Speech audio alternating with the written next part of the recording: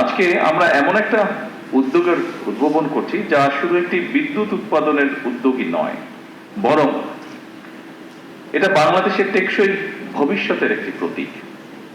জাতীয় সংসদ ভবনে 1 মেগাওয়াট রুফটপ সৌর বিদ্যুৎ ব্যবস্থার উদ্বোধনের মাধ্যমে আমার মনে হয় একটা বার্তা বোধহয় আমরা স্পষ্টভাবে দিতে পারবো।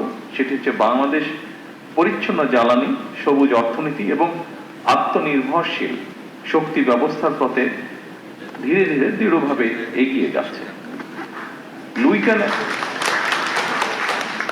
উপস্থিতিবৃন্দ, লুইখানে নির্মিত নকশায় নির্মিত এই জাতীয় সংসদ ভবন অবশ্যই আমাদের গণতন্ত্রের প্রতীক, এবং আজ সেই ভবনের ছাদেই সৌর শক্তিকে কাজে লাগিয়ে আমরা মনে হয় প্রমাণ করার চেষ্টা করছি নেতৃত্বে কেবল নীতিতে নয়, বরং বাস্তব কর্মকাণ্ডেও প্রতিফলিত হতে হবে।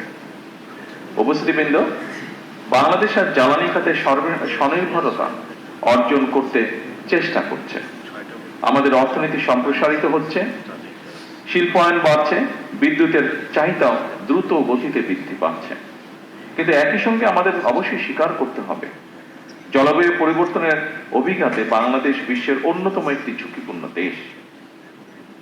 সমুদ্র পৃষ্ঠের উচ্চতা বৃদ্ধি, অনিয়মিত বর্ষণ, ঘূর্ণিঝড় এবং নদী ভাঙন এসব আমাদের প্রতিদিনের বাস্তবতা, এবং সে কারণেই টেকসই জ্বালানির পথে অগ্রসর হওয়া এখন আর শুধু পরিবেশগত দায়বদ্ধতা নয়, বরং এটি আমাদের অর্থনীতি এবং জাতীয় নিরাপত্তার অপরিহার্য একটি অংশ।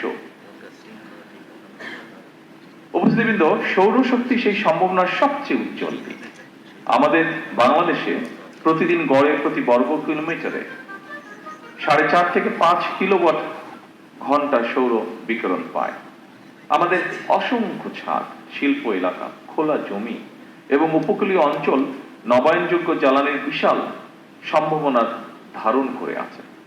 গত 1 দশকে বিশ্বব্যাপী সৌর বিদ্যুতের উৎপাদন ব্যাপকভাবে হ্রাস পেয়েছে। ফলে সৌরশক্তি এখন কেবল পরিবেশ বান্ধব নয়, অর্থনৈতিকভাবে অত্যন্ত কার্যকর একটি সমাধান। আজকের এই প্রকল্প সেই বৃহত্তর যাত্রারই অংশ একটি।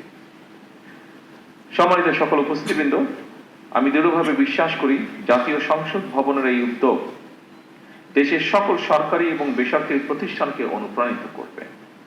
প্রতিটি ছাদ, প্রতিটি প্রতিষ্ঠান এবং প্রতিটি নাগরিক যদি পরিচ্ছন্ন জ্বালানির এই অভিযাত্রায় অংশ নেয়, তবে বাংলাদেশ ইনশাআল্লাহ খুব দ্রুতই একটি সবুজ এবং টেকসই উন্নয়নের মডেল রাষ্ট্রে পরিণত হতে পারে।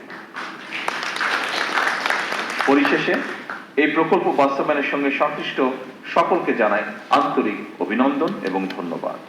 আসুন আমরা সকলে মিলে একটি পরিচ্ছন্ন, নিরাপদ এবং টেকসই বাংলাদেশের জন্য কাজ করি।